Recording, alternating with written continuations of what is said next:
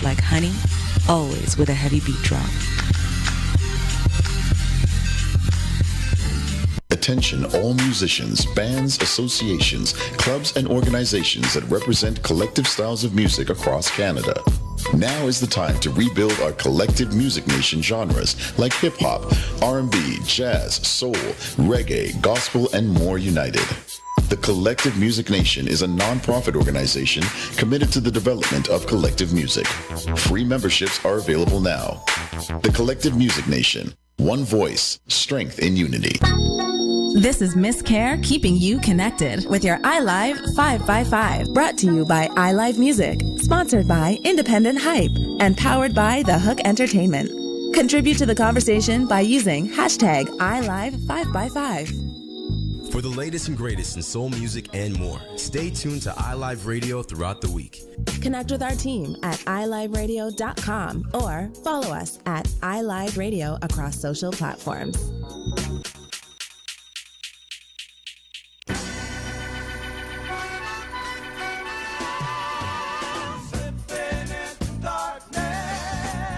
Ray Hendricks, Slipping into Darkness on iLive Radio.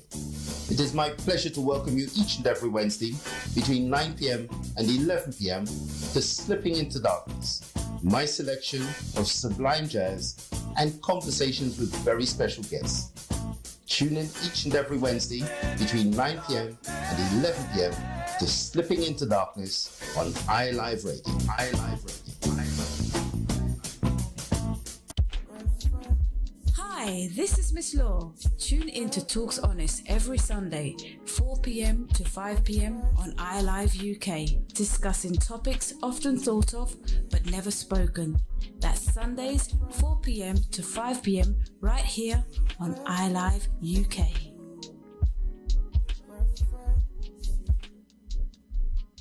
Music back to back to back on iLive Radio. Welcome to iLive Radio. Hi, I'm ODJ, your host from Amalgamation in Sound. Join me every Saturday from 6 to 8 p.m. where I'll bring you the very best in UK soul, house, broken beat, and everything in between. Remember to join in every Saturday, 6 to 8 p.m. for Amalgamation in Sound. See you there. Hey, peace and blessings. This is Lucia D inviting you to join me each and every Sunday from 7 to 9 p.m. for Honey Drop here on iLive Radio. Journey with me each week as I spin the latest international sounds in new soul, R&B, hip-hop, and a little taste of everything in between. Every show features independent producers from across the globe in the beats beneath, and the 10 sweetest vibes of the week smooth out the night in the 10 Drop. Honey Drop, each and every Sunday from 7 to 9 p.m. Eastern Time here on iLive Radio, serving up audible treats like honey, always with a heavy beat drop.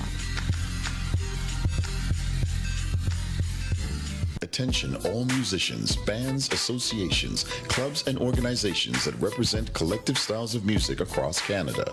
Now is the time to rebuild our collective music nation genres like hip-hop, R&B, jazz, soul, reggae, gospel, and more united. The Collective Music Nation is a non-profit organization committed to the development of collective music. Free memberships are available now. The Collective Music Nation. One voice, strength in unity. What's up, London? This is the Ladies' Choice, DJ Mixmaster Caesar, coming to you straight from the 6 with the Red Planet Mix Show. Every Saturdays, 10 p.m. until midnight, spinning in the best music in hip-hop, R&B, soca, reggae, and top 40, exclusively on iLive UK, changing the way you listen to radio.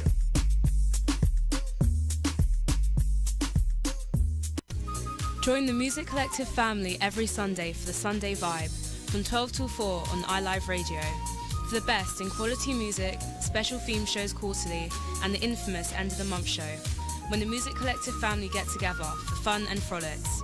So don't miss out on your Sunday Vibe on iLive Radio, via the TuneIn app or the iLive mobile app. See you Sunday.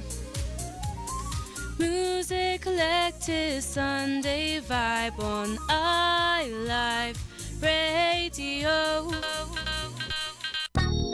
This is Miss Care keeping you connected with your iLive 5x5. Brought to you by iLive Music. sponsored by Independent Hype and powered by The Hook Entertainment.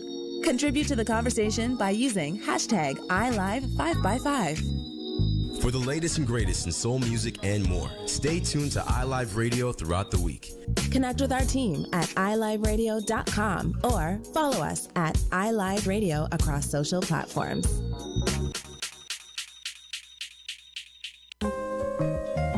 Taxman here. I invite you to join me each and every Thursday between the hours of 5 and 7 p.m. right here on iLive Radio, where we give you the very best in independent and neo-soul flavors. We also feature the UK Top 20 Independent Soul Chart, counting you down from number 20 all the way down to number 1. Why not check us out every Thursday between the hours of 5 to 7 right here on iLive Radio, changing the way you listen to music. Join me, Sims Mode, for that Saturday vibe every Saturday between 4 and 6 p.m. on iLive UK, giving you 2 hours of music, talk and discussions, competitions, interviews with guests, local, national and international from all walks of life. So keep it iLive UK for that Saturday vibe.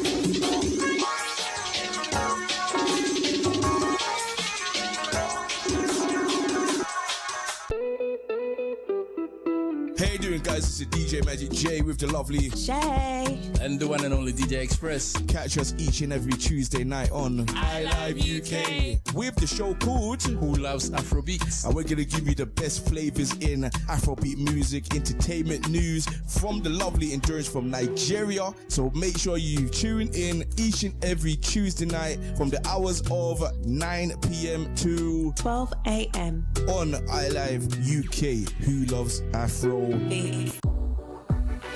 What's good? This is your girl, Drea Ivy, introducing my new show, Ivy Talks, the dopest podcast coming out of the beautiful city that is Miami, Florida, featuring the best artist interviews, covering the illest events in the city as we propel the culture of hip-hop and R&B. Make sure to check out Ivy Talks each and every Monday from 11 p.m. to midnight on iLive UK, changing the way you listen to radio.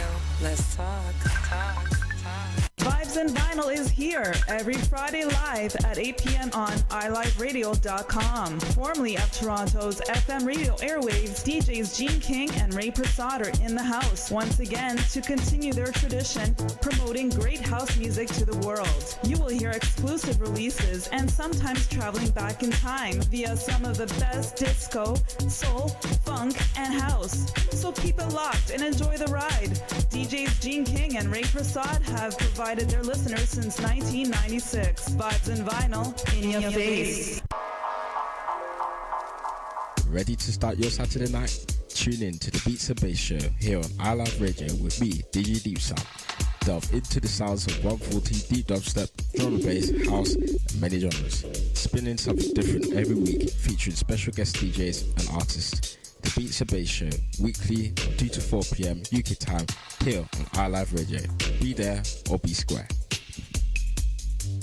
Hey, what's going on, everybody in cyberspace? This is The Groove Show with your boy, the crowd pleaser, DJ Mark Anthony. Don't forget, each and every Saturday afternoon from 4 to 6 p.m., we want to put you in the mood for whatever the night has in store.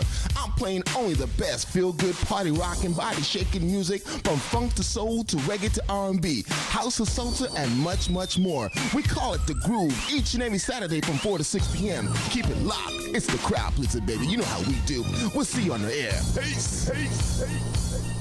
Attention à tous les musiciens, groupes, associations, clubs et organisations qui représentent les styles collectifs de musique à travers le Canada. Le moment est venu de reconstruire nos genres de nations musicales collectives comme le hip-hop, le R&B, le jazz, le soul, le reggae, le gospel et plus unis. La Nation de la musique collective est une organisation à but non lucratif engagée dans le développement de la musique collective. Des adhésions gratuites sont disponibles dès maintenant. La Nation de la musique collective, une seule voix, la force dans l'unité.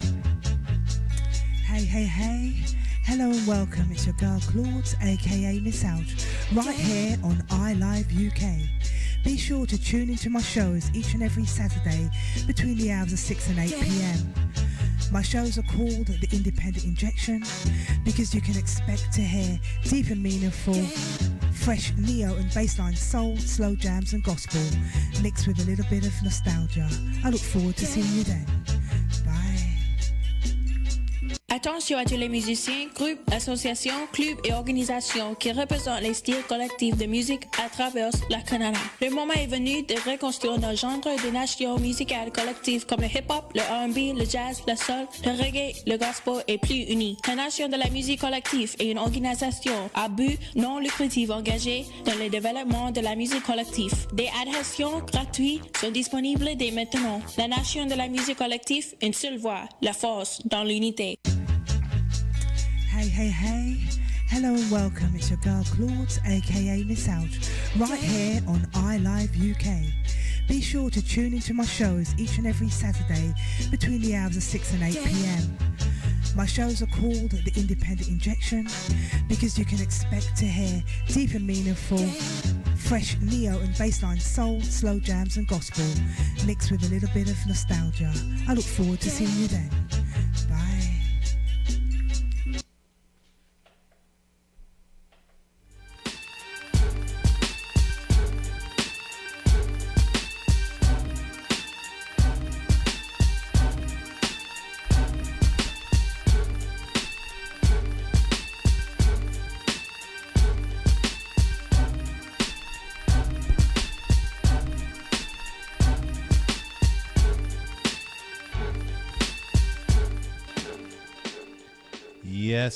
Yes. Welcome, everyone, to the Music is Everything podcast.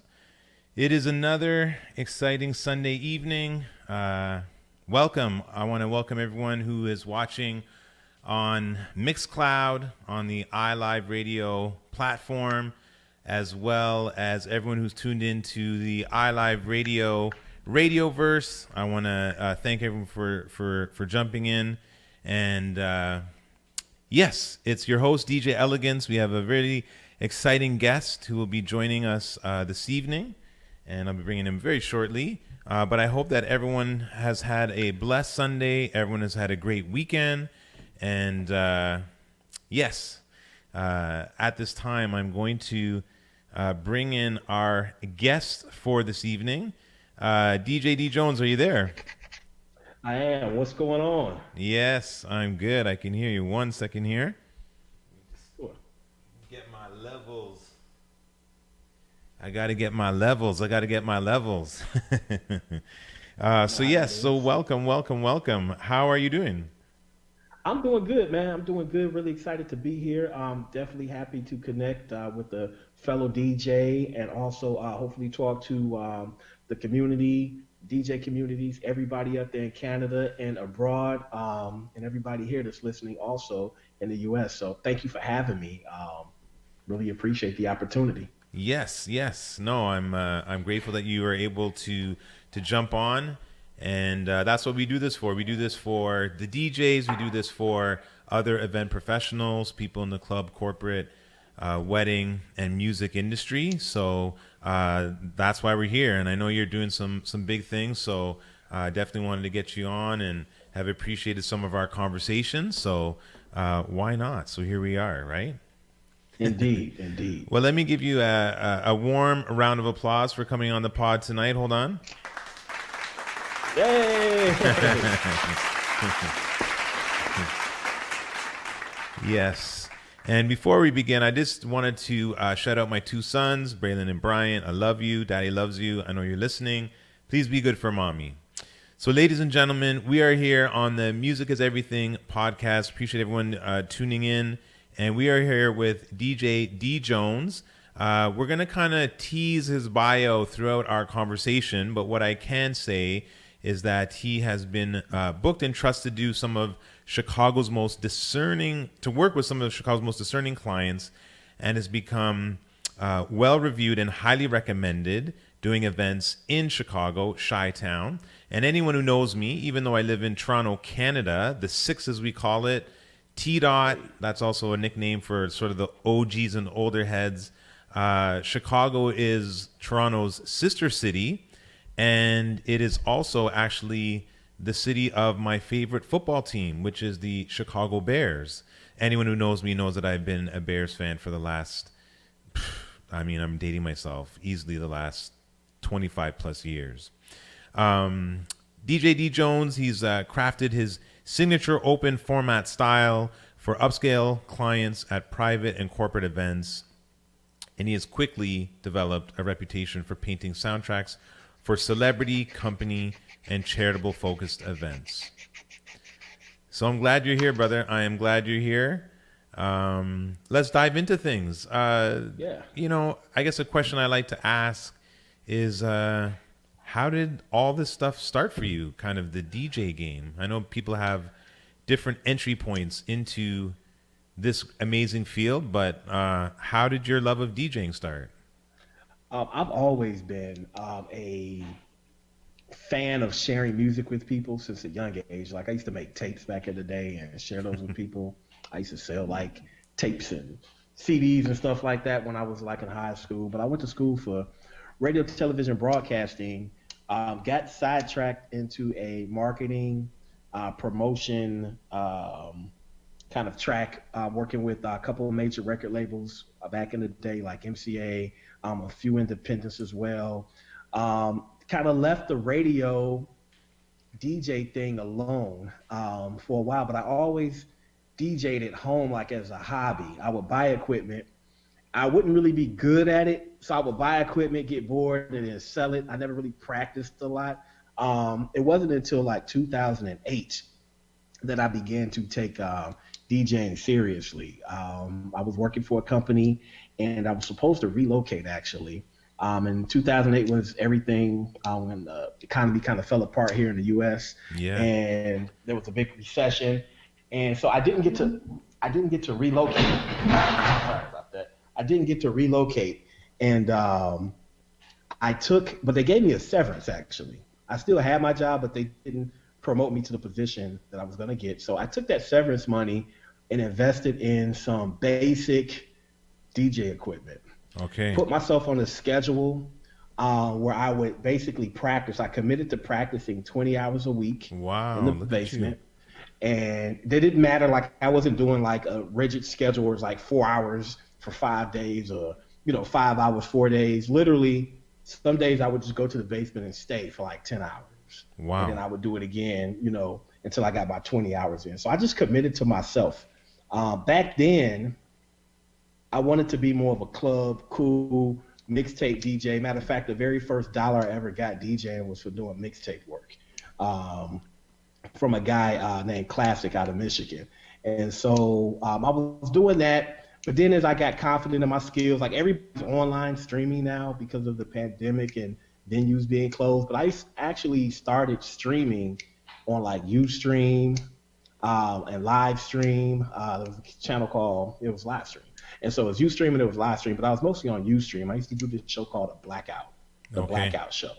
And I got my confidence up there. So when I was ready to branch out and to doing regular events and parties and things like that, I didn't like the club vibe because I felt like the club vibe was very, the wages were low in this city, and the competition was kind of like undercutting. It was all about undercutting. So you couldn't just have your price.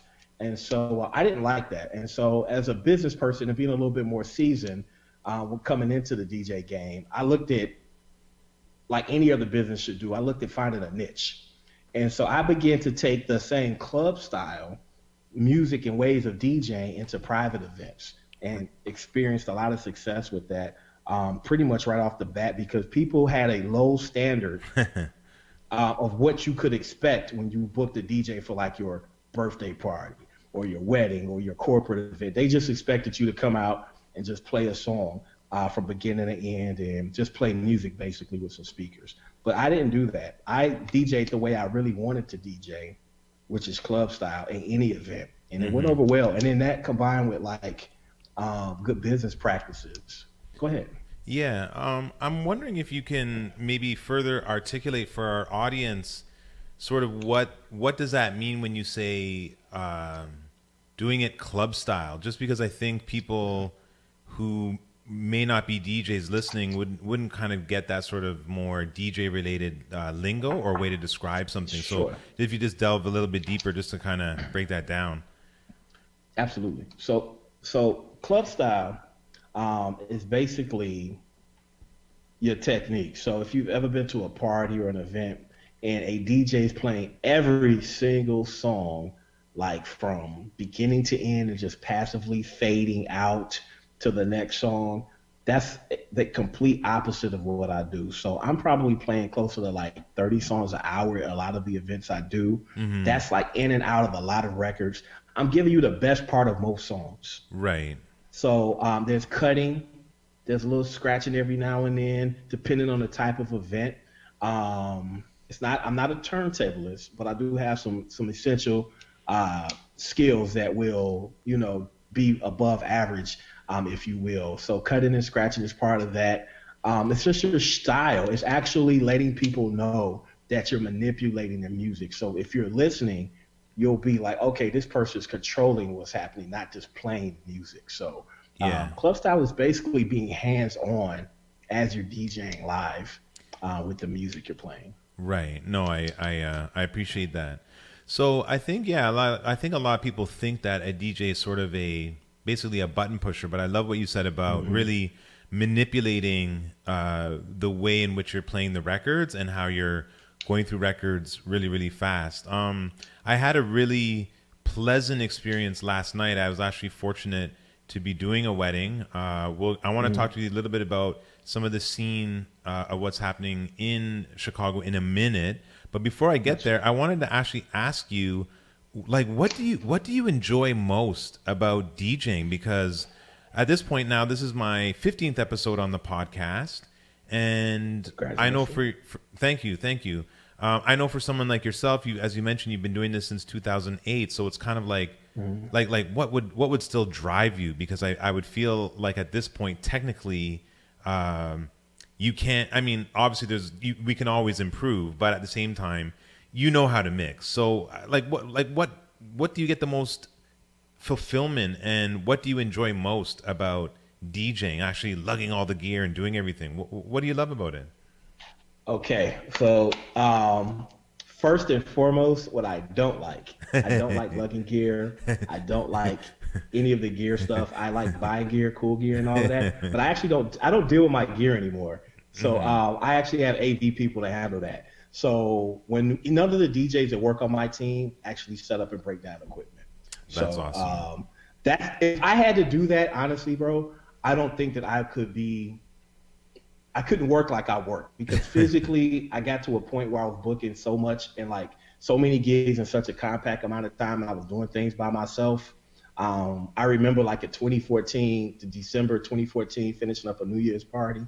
And then I looked, and back then I had like maybe 80 gigs booked already going into January of 2015. Wow. And so Beast mode. I was just like, yo, there's no way that I can physically make it through another year. And ever since then, I've been working with an assistant. Now I'm more of an AV person, less of an assistant. So what do I like though? Yeah, talk to us. I'm weird.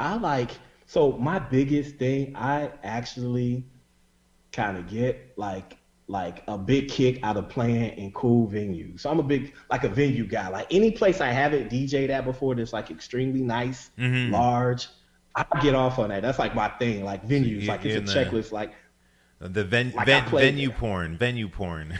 Yeah, exactly. So like when I'm downtown, like with my kids or whatnot, we're just driving down Michigan Avenue. I'll be like, yo, I played there. Oh, I DJ'd in there. I forgot I DJ'd in there. I like that. That's the best. That's like the personal thing I like. The other part is when I like doing private events and working with clients from the idea all the way to the last song. Right. Because people are very passionate. Like a lot of people you have event planners, but you also have people that don't throw parties every month or once a year or anything. These events are big deals for a lot of people. Right. So they're investing a lot. They're trusting the people they hire. And so it's nothing more fulfilling to me to meet someone who has a vision and then to put together the entertainment piece and knock it out the ballpark for that person and see them happy at the end of the night. I really still enjoy that. I provide a service, and I like the service that I provide. I am probably more service oriented than business oriented. As far as like, I have some, I know of people in the business that are hardcore about like numbers and getting every single dollar out of a situation that they can, and that's fine. I understand we do have to take care of our businesses, stay afloat, stay open, et cetera, et cetera. And Right. it takes money to make money, but I honestly enjoy just making people happy. It's a gratifying job. That's another reason why I am more private event focused than clubs and bars, because a lot of times when you DJ at a bar or club, it's ungratifying. Yeah, people dance, but when the lights come on, that's it. Yeah. And it's very ungratifying for me. I definitely can relate. I think obviously getting to know you over the years, seeing your IG and seeing like there's obviously a different energy that I get from your page as opposed to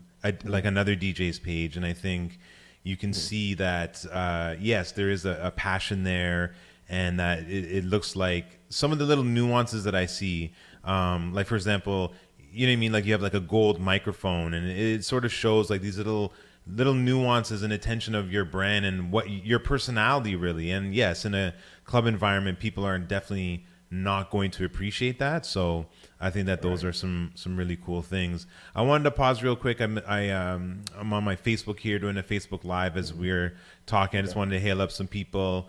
Dahlia, Andrea, I believe my cousin's watching. Everyone else who's watching, if I didn't call your name. Everyone on iLive Radio. Right now we're here with DJ D Jones, one of Chicago's great DJs from the U.S., and we're talking about the event industry, his early beginnings, being a special event and profile DJ, and talking about a lot of those other things throughout the evening. So one question I had for you, Darrell, is I guess obviously we're in the midst of a pandemic. I've talked with some friends and they're talking about how the music industry is dead.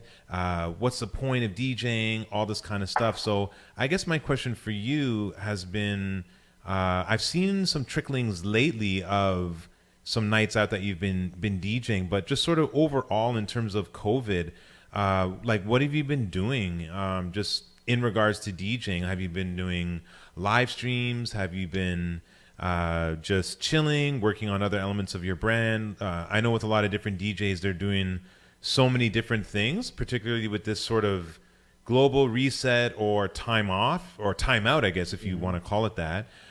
People are kind of discovering new elements of their business or even new interests. So for yourself, though, in terms of COVID, like what have you been doing to kind of stay sharp or keep your, skills active? What have you been doing? Well, first and foremost, I did add the director of rescheduling to my resume. So Nice. I've learned how to successfully reschedule clients. Definitely have done that. You know what? Hold on a second, like I Darrell. mentioned earlier. Hold on a second now. Hold on. I had to give you a sound effect for that one. Director of rescheduling. I like that. Yes, that is on my resume now. You know what? I started, like I mentioned earlier, I started doing live streams like years ago, and I hopped in it for a minute, and I didn't really enjoy doing live streams, just to be frank. I'm a type of person, I only do what I'm moved to do when it comes to like music and stuff. And so I was really trying to get into like the OBS, the graphics and all of that. So I mastered that.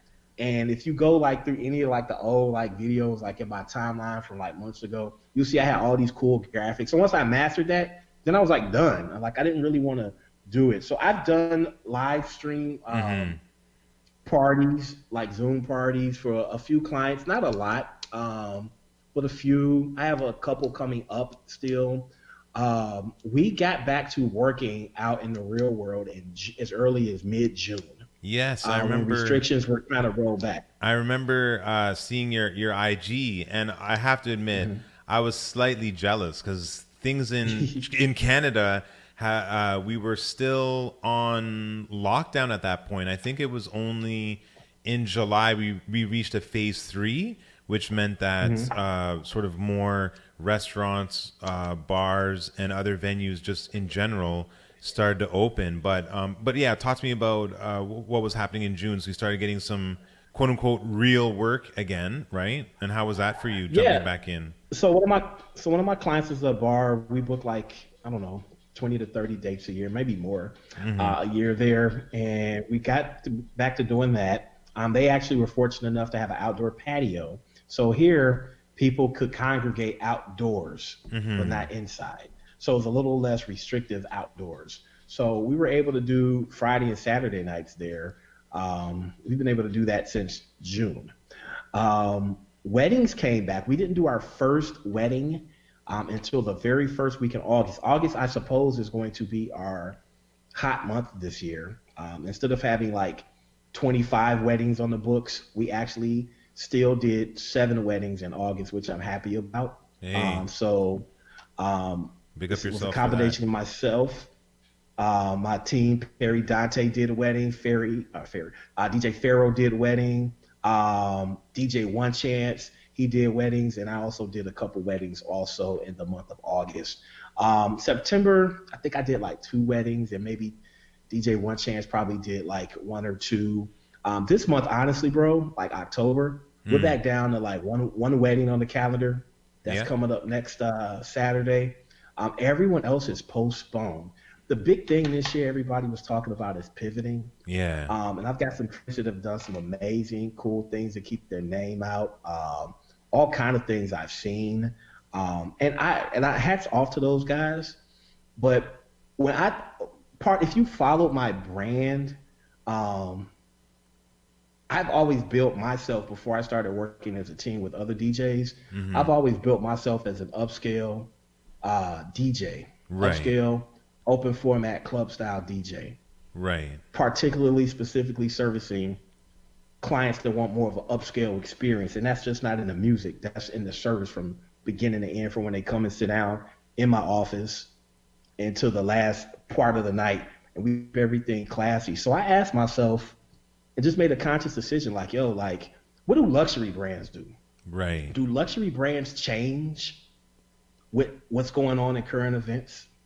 Maybe they do some things like, this is a safety thing. So yeah, when we go out, I have I put together what I call a sani box, as in sanitation box. Okay. Yeah, we're being safe when we go out, but I'm not changing. I don't want to change my brand. Right. I don't want to do anything that is not core to what I feel like I got into this for. So I just kind of fell back with all of the looking for pivots, trying to stay as active as possible online. Now I just said this earlier today, like, I think I'm gonna go online and DJ. Yeah. But that's just because I want to. It's not because I'm pushed or feel pressured. Honestly, bro, since March 14th, when I thought the sky was falling down and everything was ending, we have still booked literally every week, like 2 to 3 weddings a week since March. Wow, that's incredible. And so I think we might have had like 1 week where we did not book a wedding since COVID. No, so that's amazing. Those are not our normal numbers, but it's enough to let me know that I built a strong brand that speaks for itself when people do their research and look, to not have to feel like, when things get back to normal, we're going to be in trouble. To be honest, everything just moved to next year. Yeah. And so if we can make it out of this year to next year, I feel like my team will be good. Like, I feel like the brand will be good. No, I appreciate you sharing that. There's a couple ways I want to go with this. Part of me wants to kind of inquire when you mentioned that some DJs were kind of reinventing themselves. I was just wondering if you can maybe briefly talk a little bit about a couple of things that you feel people may have decided to do that you've seen from your team. Like, could you maybe articulate a little bit on a couple of things that people may have done? Oh yeah. So I've seen one of my friends, I'll say the good people over at the DJ firm, man, they've done some awesome stuff. They actually, so they had a cargo van. They retrofitted their cargo van with sound. And so they do these pop-up events. They literally just pull up on people, open the doors, rip out the DJ equipment and start DJing wherever. Like, they pull up at parks, wherever people are congregating at. And I think that's awesome, man. I think people need that. Yeah, absolutely. I think that's great. I've got like people on my team that have really made great strides and made a huge impact just DJing online for themselves. Perry Dante, in COVID, he's gone on to win the Red Bull Remix Challenge. When World opens back up, he's going to Moscow. That was all online, virtual. He's DJ'd for shows in like the UK online. I've done some stuff with Direct Music Service, DMS. Okay. But he's done all of that in COVID. And I follow his page now because I noticed that I think maybe within the last year you kind of welcomed him to the team. So I've been following him. I mean, he goes ham on that beat board, that beat pad board. I'm not sure exactly what the name of it is, but I seen him doing some routines on there and like really, really impressive. And that's cool. Congrats to him. And that's really awesome that members of your team have taken advantage of the off time, right? So yeah, I think that's the key. The game is to be able to figure out what works best, because just similar to what you said earlier, everyone has a different route to this career field we call DJing. Right. But everybody's story gives them a different position. One of the things I did do and innovate during this time, I started a new tech venture I'm doing with two other guys outside of the music field. It's called ShowFi. And ShowFi basically is going to be and you can go to the site now if you're listening, showfi.tv. But ShowFi is going to be an all-inclusive music community that features music and content from artists from all levels, from your A, B, C, even your brand new artists that are starting out. We're featuring music, interviews, content from those people, but we're also going to create what we call the 360-degree ShowFi live experience. Okay. So instead of showing people live concerts, this is the way to go. In a one-dimensional way, there's going to be like multiple angles. You'll be able to see backstage. You'll be able to see the green room. So we're working on that. We're in our early phases, but we just pretty much brought the first rendition of the site live to build some traction like 2 weeks ago. And what's the coordinate? You said show 5. So is that SHOW 5, or how do you spell that? So it's SHO F like Frank I, showfi.tv. Show5. So sorry, SHOF I. Yeah. .tv. .tv. Okay. Yep. So showfi.tv. So everyone listening, make sure you check that out. And it sounds really impressive. It's funny. I remember so long ago reading an article from a music executive, and I wish I had saved the article, but he was basically talking about how in the future, literally we're talking 2000 and I would say 11, 2000, so about like under a decade ago, and he was mentioning how the concept of streaming and Facebook, and well, maybe it wasn't even Facebook, it was just the concept of streaming or video recording a concert, that the record industry, that they can really rein in a lot of capital and a lot of interest and really maximize an event because it's being streamed, and that they can sell it sort of like a pay-per-view. And I remember reading the article, and I was almost thinking to myself, what planet did this guy come from? Because for so long we'd been working under that model of, well, you pay and then you show up. I mean, why would we stream a concert? Why would we do a live air to broadcast of a concert? No, you just wait until it comes to your city. But now, obviously with this reset, what you're about to embark upon, I think, is just a great example of being innovative and resourceful and finding a way to maximize an opportunity, right? Because now anyone around the world can watch a concert. You don't have to be there. So I think we're seeing that with sort of these IG lives and these versus battles and stuff like that. So good for you. This is an awesome thing. I wanted to jump in quickly. I was just kind of reading some stuff today around the scene in Chicago. So for everyone who's joining us, we are chatting with DJ D Jones. He's a hot commodity and a very in-demand DJ in Chicago. And this is Chicago, USA. Blessed to have him here on the Music is Everything podcast with myself, DJ Elegance, on the iLiveRadio.com community. He has a very unique style and personality in terms of his brand and how he engages his clients. One thing I wanted to just transition slightly to is, like, what's the scene in Chicago like? So I know that you had mentioned things had been open since around June. I was reading an article just earlier today, and it was talking about how 90% of businesses and bars will close in the next 6 months without government intervention. I read something around the Chicago Independent Venue League. It's a coalition of around 40 independent music venues across the city that they're expecting potentially a return in spring or summer of 2021. But I was wondering if you could maybe speak to the scene in Chicago, maybe just from I mean, there's many perspectives, but I just wanted to get your perspective. Are you seeing lots of venues closing? Are people kind of hanging on desperately? I mean, it sounds like you're still busy, but how about some of your peers? Like, I'm just wondering sort of what the pulse and temperature's like down there in Chi-Town. I think that venues are having a very hard time because venues have overhead that oftentimes they're in the downtown Chicago area. Rent is very expensive.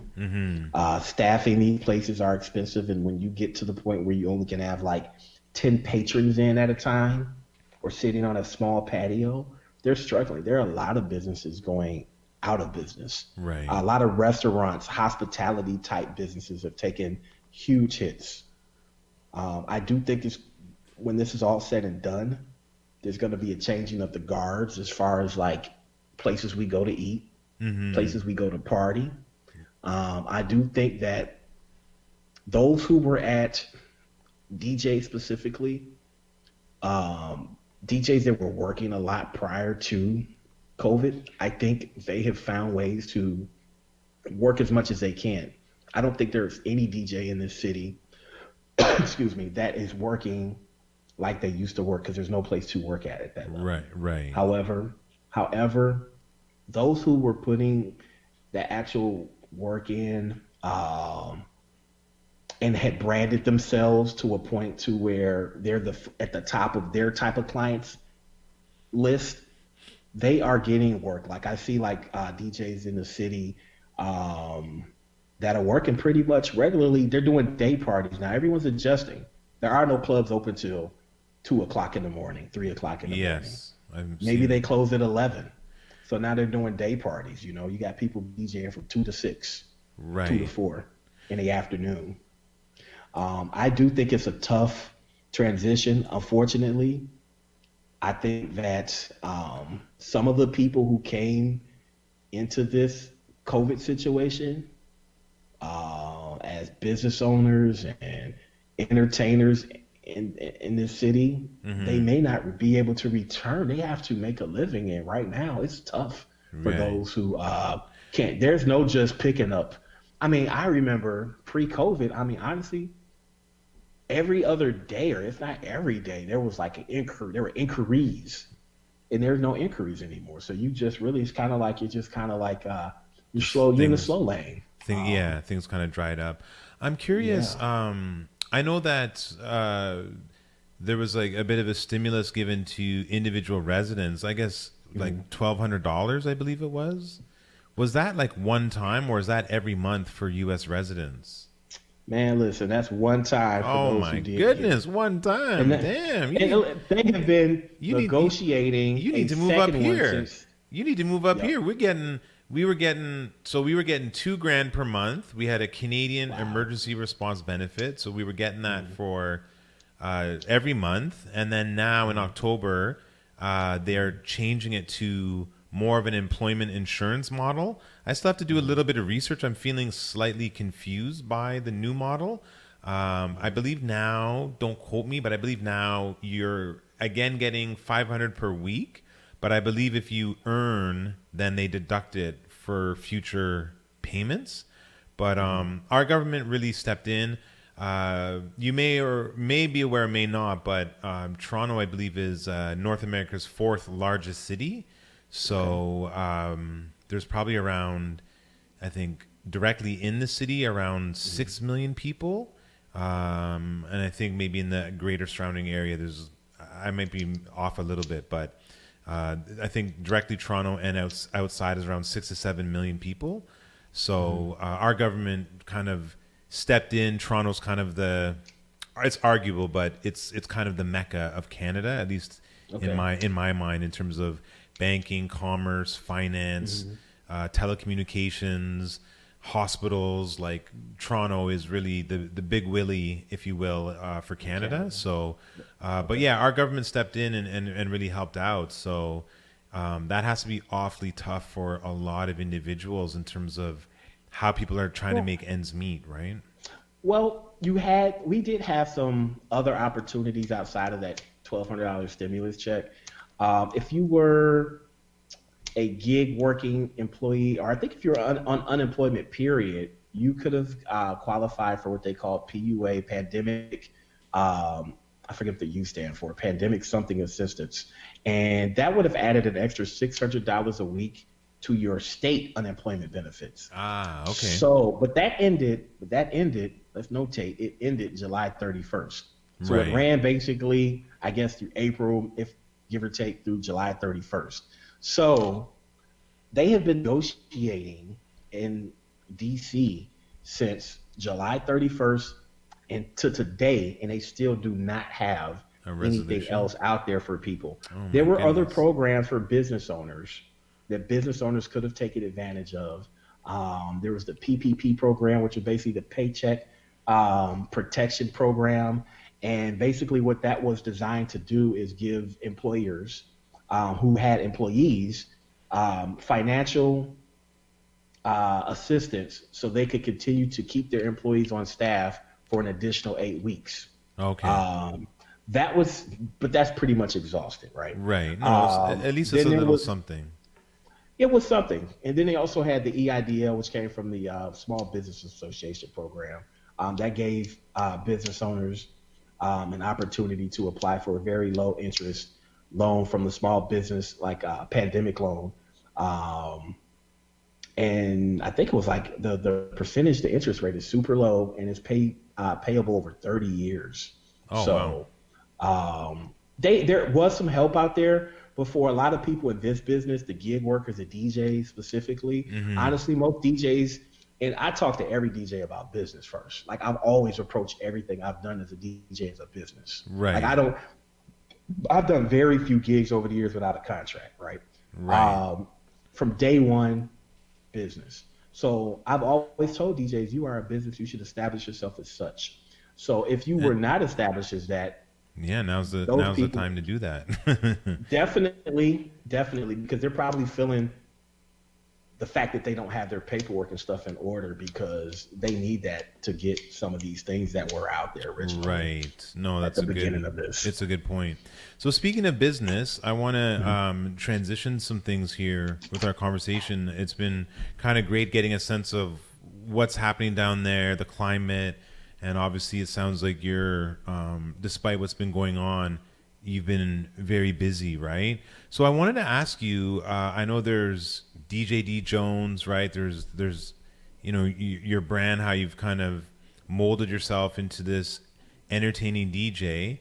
So I guess like Spark Entertainment, when did that start? Was it exactly the same time, or was this an entity that you formed a little bit later on? This was later on. This was funny. Like I think like Gemini Jones, who I still rock with, no relation, but she's one of the best female DJs or DJs period. She's one of my favorites actually. Okay. But she knew when I was trying to figure out like, yo, I'm getting these bookings, but I'm already booked. I'm double booked, and I need to book other DJs for events. So maybe I'll call it the Jones Agency, right? Then it was like, nah, you need to take your name off of it because I want something that's going to outlive me. And I want something that's going to be universal without me actually having to be the front runner, right? So I was just like, yo, Spark Entertainment Group. I did not launch. I came up with that maybe in 2017. and I was using it for like everything but weddings. Okay. So whenever there was a gig that needed to be booked, I didn't have a website, but I said, hey, I have a couple other DJs I work with, and I would convince the clients that were willing to book those other DJs. Right. And so in 2019, May of 2019, that's when I made it a separate business, separate LLC, and rolled out the Spark Entertainment Group. Got a plan going with the DJs I work with to do specifically weddings. It's really just an extension. Weddings is the bulk of what we do collectively as a Spark Entertainment Group. And I'm just wondering if you can talk to us about, so like, what's sort of the mission statement? What's the goal? I mean, what's different about Spark Entertainment? I would say what's different about our brand is, in a world for the wedding client specifically, and for private, I'm not going to say just wedding clients. So for private clients, weddings, corporate events too, I'm going to say like what makes us different is that we actually care about actually giving people a great time, like to the point where we're competitive with ourselves. Like that's good. I know that when I have another one of our DJs go somewhere, they're not just like, yeah, let me go ahead and do these 4 hours so I can get this money. They actually want to have a slamming party. Everybody on the team also understands customer service. Right. I have a very personal rapport with a lot of my clients, meaning I have a toll-free number that they can call at any time, but they can also text. Communication is key when you work with us. We don't do like weekends. Well, it's the weekend, we're not communicating. You know, it's me. I also have a office manager. She works remote, but she handles a lot of our communications when we're busy. Okay. So there's always somebody talking to people within a very reasonable amount of time. We're very hands-on, honestly, and I'm just sincere with people. Like one of my things I tell people in my consultations, yo, we have lights, yeah, we got smoke, we got photo booth, but I'm not a salesman. Tell me what it is you're looking for. Right. If I go see your space and do a walkthrough, and I think lighting might help, sure, I'll say, hey, maybe you should consider doing uplighting. But it's not my goal to give you and sell you everything I have for your event. My goal is to book you the best DJ that you can get. And I think that's what makes us different.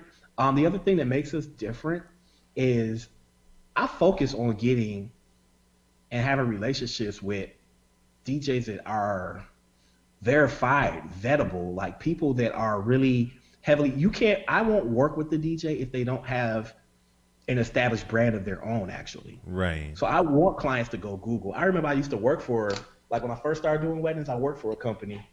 I won't say their name, but I worked for a company for like 3 weddings. And it used to frustrate me because the salesperson would call from New York and they would be like, hey, we got this client. Can you talk to them tonight at 6? Sure. I could not tell the people who I was as a DJ. I couldn't say I was DJ D Jones. I had to be Darrell. Then the client would say, well, hey, do you have any mixes? I would say, sure, but how do I give somebody information to my mixes if I can't tell them I'm DJ D Jones? Right. So I had to sell the event. I had to consult with the client, do the walkthrough, all the while not telling them about a brand that I had already built. Not that I would want to take my client, my agreement with the company was my agreement. The point is, people who have, there's a lot of clients out there that want to book qualified, quality, professional DJs that are actually really DJs, not just weekend warriors. Right. No, I mean, our whole team is solid. Like, they're always doing a bunch of other things outside of the Spark Entertainment Group, and that's how I like it. We're solid, right, when it comes to talent. No, I think it's really important, right? I think, I mean, like yourself, I mean, I do this full time. There's a couple of other businesses that I run. I have a DJ academy where I teach young people the art of DJing, and I also run a program in schools as well, an arts-based initiative where we use the arts to work with young people.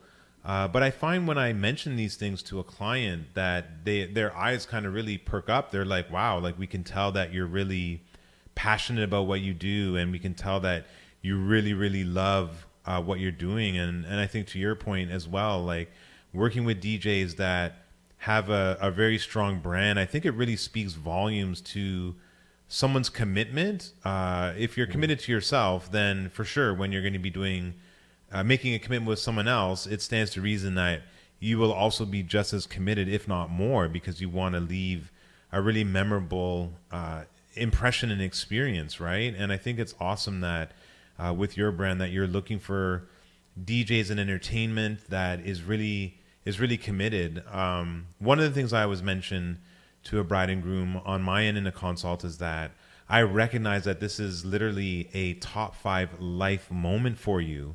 And so, yeah, you want to put everything into it, right? For the client to ensure that they have a truly memorable experience. So I like a lot of things that I'm hearing. And for some of the DJs that are listening on the outside, people watching on the Facebook Live, I appreciate you guys tuning in. Everyone on iLiveRadio.com. We're here with DJ D Jones and talking to him about things happening in the event industry. He's from Chicago, USA. Things are similar as here, but running a little bit differently. So, Darrell, I just want to let you know that in about 3 minutes, we're going to take a break at the top of the hour. I have a few more questions to ask you, and then I'm going to end on this rapid fire section. But I guess one question I wanted to ask you is, what's one thing a new or experienced DJ can learn that will assist them in their craft as a performance DJ? What's maybe one thing that really stands out? I'm a big fan of phrasing. So phrasing is basically not, it's like for one, counting bars, but actually phrasing. And are we talking technique here or business? Just technique? Yeah, I mean anything. Could be anything. What, just something that you think a new or experienced DJ could benefit from? Phrasing.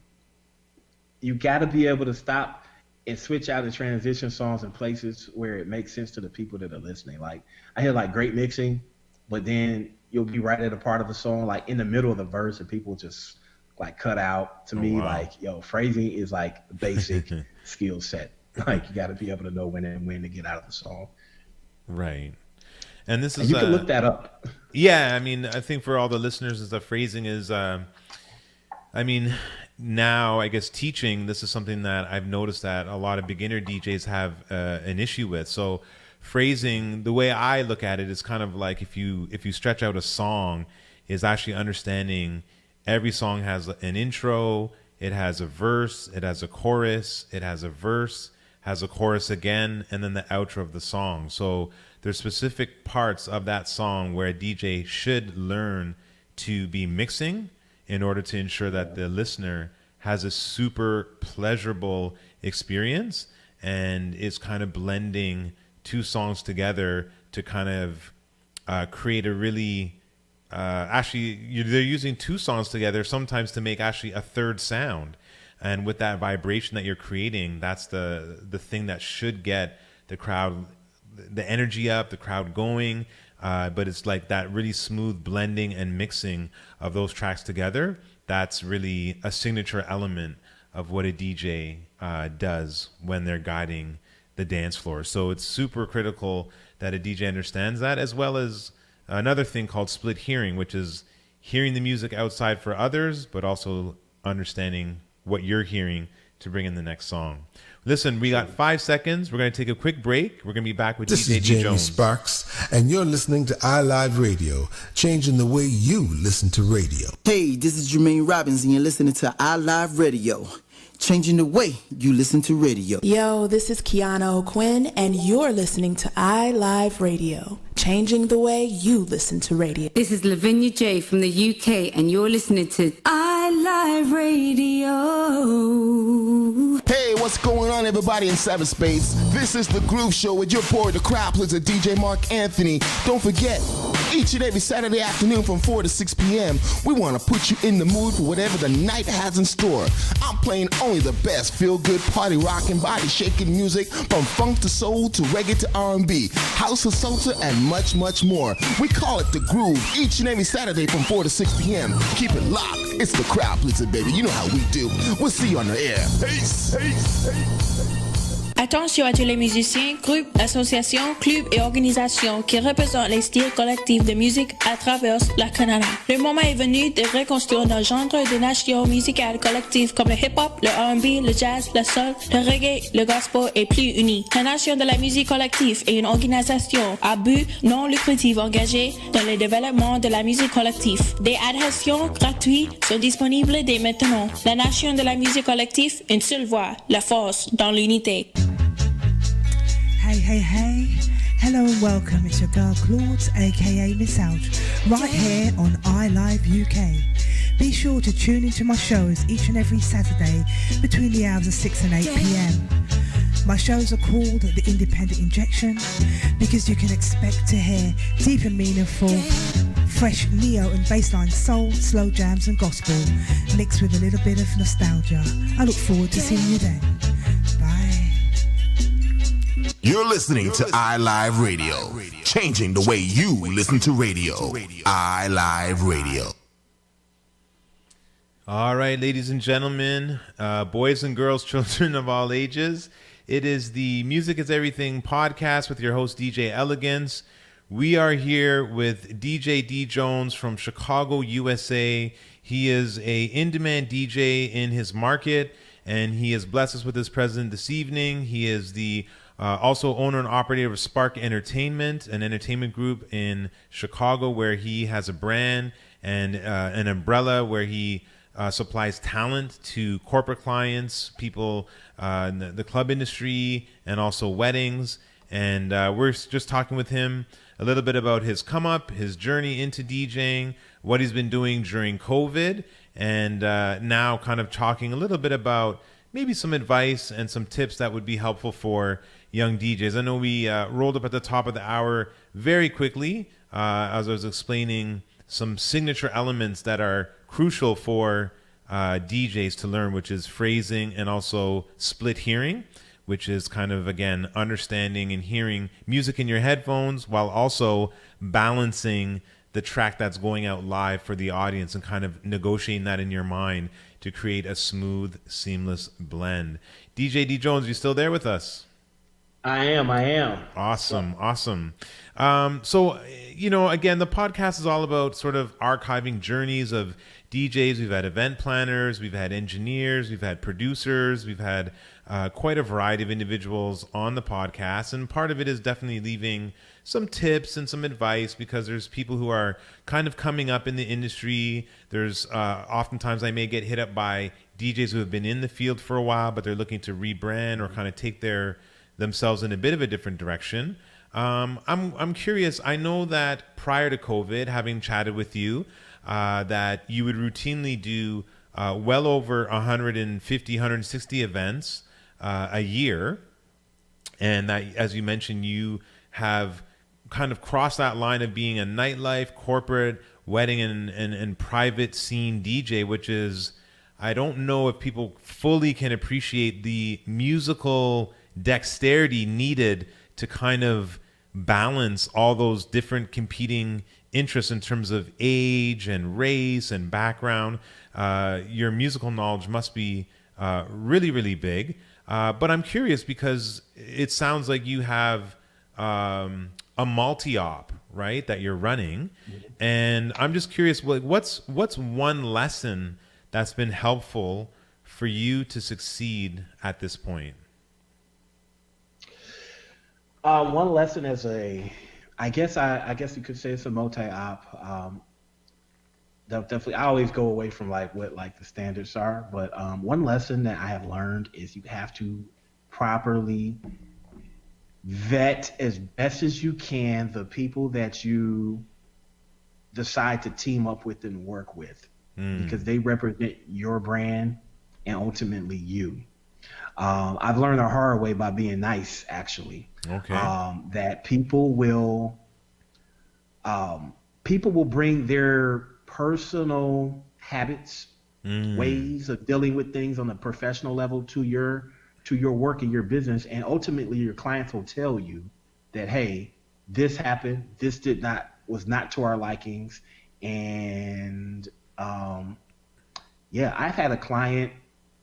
Just most recently, I've had a client I've had to let go of one of my AV people. Okay. And over a completely inappropriate, I'll just say it had to do with harassing a female at an event. Had to do with drinking at an event.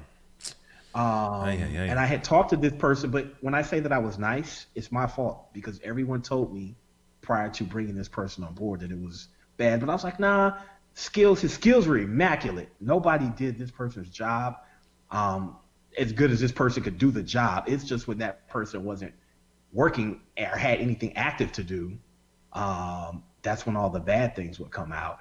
And I was a nice guy, and I ultimately wound up kind of paying the price of embarrassment, apologizing to someone. And it was that behavior took place at a venue that is one of my venue partners. I'm on their preferred vendors list. And these people probably send me, I don't know, 20, 30 leads a year, maybe. I don't know. And the point is, it was just bad, and I could have prevented it had I been more of a astute boss or business. I don't like to consider myself a boss, to be honest. I like to say that everybody I work with, we're teammates. We are all independent contractors, and I'm just another client of yours. That's how I look at like the DJs and other people I work with on my team. We all know what we have to do, but sometimes you got to put that boss's hat on if you're planning on growing your business. And being a boss isn't always pleasant. Yeah, it's not. No, I can definitely relate and understand to that. And understand that. There's a few questions that are just kind of going through my mind in regards to that. I mean, I guess I know you said you were able to sort of issue an apology. I guess moving outside of this incident, have you had other incidents where maybe there's like some advice or like tips on how you may have negotiated a situation, or what's the word I'm looking for? You were able to kind of turn around maybe a bit of an unpleasant experience. Maybe either it was for the venue or the client itself. Like how do you deal with an unhappy venue or an unhappy client? What have you found has worked in past to kind of rectify a situation where maybe the venue or the client was maybe displeased with the service or the way things happened throughout the evening? How have you been able to kind of smooth things over? What have you found has worked? Well, I will say that I do consider us a luxury entertainment provider. I think the first thing you want to do as a service provider is listen. So when that client has been upset or they're not happy with something, this is not an opportunity as a service provider to correct your client and tell them they're wrong or give them an excuse. You have to listen. So I've been complimented by some of the younger people on my team, the younger DJs, like, man, you're always level-headed. You always kind of smooth things over. Because the client ultimately is who you're working for. Whether they're right or wrong, in my opinion, they're right because they're hiring you. And at that point in time, as long as it's something feasible that you can do, you should do it. So I listen, first and foremost. I will, if we're wrong, if it's something we've done wrong, then I will typically compensate by either offering something else, or if it's the day of and there's nothing else we can offer but an excellent time, we're giving 110% until we play that last song. It's all about honestly giving people value and making people feel like they got their money's worth. I've had situations where I have left our storage facility where we store all of our equipment at without a specific light that someone paid for. I will send them their money before I even get to the venue because I realize we're too far out. We can't go back. It's going to compromise the event. There's no one who can bring it. We have to just pay these people back their money. And I just tell people, honestly, I tell people straight up, this is what happened. Can't do it. My apologies. We refunded XYZ. I remember one time there's somebody had paid like an extra $250 for a go-go. And we literally left the projector the night before at another venue and could not access it. Oh, wow. The next day I had to, and I couldn't rent one. I didn't know who to call. And that's a major part of someone's visual part of their event, at least. And I just had to be honest with those people. Like, yo, we don't have it. My apologies. This is what happened. I refunded the money. And make sure everything you do the rest of the night is top notch. You gotta knock it out the park at that point, right? Yeah, I just think that you have to be sincere with people. Yeah. One thing I will tell you this. One thing I did learn as I was researching wedding DJing specifically, or just DJing on a business level, you need to get vested with your clients from day one. Right. Because if you do mess up 200 days later at their actual event, they'll remember all of the other good things you did 9 out of 10 times. Yeah. And all of the times you've been there for them, and they'll be like, hey, no problem, because you've been actually one of the better vendors we worked with. Right. And that's part of what I do. So my part of what I do is I kind of build in my insurance with people from day one, because we never know what's going to happen. We're all human. We all do make mistakes. And so if you get very cool with people, you deliver a great service, you're providing all of the support you promised to provide them when you were first trying to get the booking, 9 out of 10 times, if you do make a mistake, they're cool with it on the night of, because you have been stellar throughout the rest of the experience. You're talking about clients that you talk to. Some people I talked to for a year and a half before their event. Wow. Yeah. So every time you talk to them, you're building a rapport. Yeah. So do your best to build the best rapport with these people, just in case you're not perfect that night. No, I think it goes a long way. I think at the end of the day, people they're buying you, I guess, for the night, your skill set, right? And the confidence that you bring, and the way that you're able to manage their event and articulate to them that how you can be effective, and the results that you've gotten. So I definitely see that, like that, being personable, the accountability, being really transparent the whole way through. I think probably as well, people, I would assume, I mean, yeah, if you're going to give them back their money, there shouldn't be anything for them to complain about at that point. Obviously, they may be a little bit salty or upset, but as you said, if you kind of hit the other elements of things out the park, then the client should still be happy with your performance in terms of what you've done. So I think that personalization goes a long way.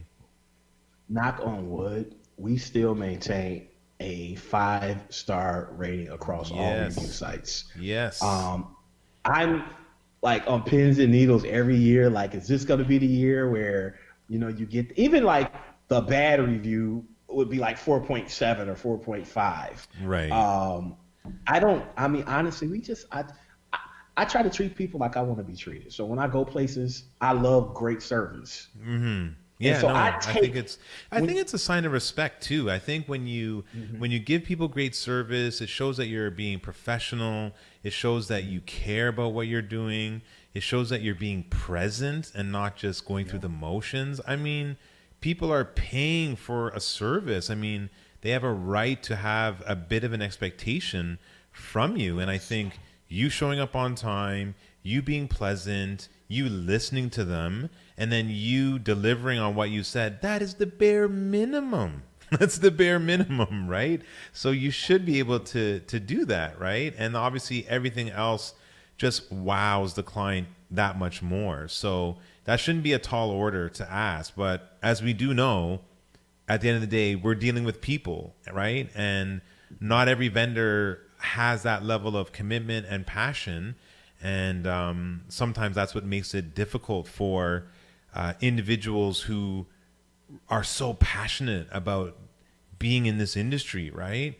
You know what I mean? So that I think that's something that we just have to remember, right? But again, as I always say, the cream does rise to the top, right? So I think it's quick to see those who are in it maybe for a quick cash grab, or they're just not up to that level where they're really bringing more value for the client's event, right? Can we talk about that really quick? Yeah, absolutely. You've got a couple minutes still. So like value, people always, like when they talk weddings, like I talk to other DJs like who maybe they don't do weddings, but they want to kind of do weddings. They're like, yeah, you could charge people a whole lot of money, right? And I'm like, you could, but what do you offer for that? Right. Unless you have a celebrity status, you can't just charge somebody $3, $4, $5,000 for a wedding. You can't. You could, but you're not going to work a lot. Right. And so maybe you work twice, 3, 4 times a year. Maybe you get lucky. But what do you offer? You need to be able to bring some things to the table, some unique offerings to the client as well. Value is still important, no matter how great your reputation is. People do want value. Part of that is investing in your equipment, your processes. There's a lot to be said about value. I go the other way for DJs that are strictly like, yo, I'm just starting out, but if I do a wedding, I want top dollar because it's a wedding. That's not what it's about, bro. Right. You need to get your skill set up and your offerings and give people value.